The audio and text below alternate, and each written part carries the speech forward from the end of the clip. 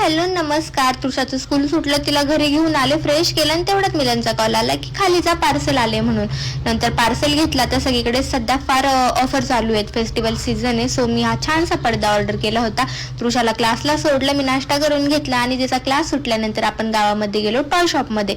छोटे छोटे मला बेबीसाठी खेळणे घ्यायचे होते. हे स्वर्णप्राशन मी ऑर्डर केलं होतं, ते स्वर्णप्राशन आलं आणि त्याच्यानंतर मी माझ्या फ्रेंडच्या बेबीला भेटण्यासाठी गेले.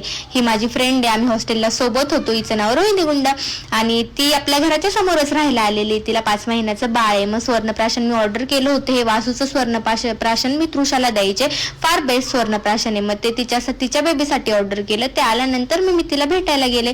घरी आल्यानंतर तृषाला छान पालकचे मी असे छान पॅनकेक बनवले होते, ह्याच्या टाईप मिकी माऊस टाईप.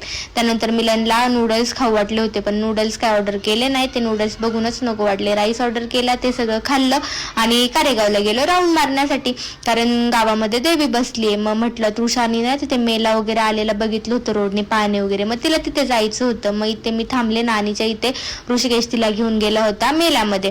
त्यांनीच हे व्हिडिओ शूट करून आणलेले. तिने छान तिथे एन्जॉय केला. गावामध्ये ना देवी बसल्यामुळे यात्रा टाईप आलेलं आहे सगळं आणि रोडने येता जाता ते दिसतं. मग तिचं फार दिवसांचं चाललं होतं की मला जायचंय मेल्यामध्ये, मला जायचंय मेल्यामध्ये. तर आज तृषाची इच्छा पूर्ण झाली. तिनेही छान एन्जॉय केला, आम्हीही छान एन्जॉय केला. बाय.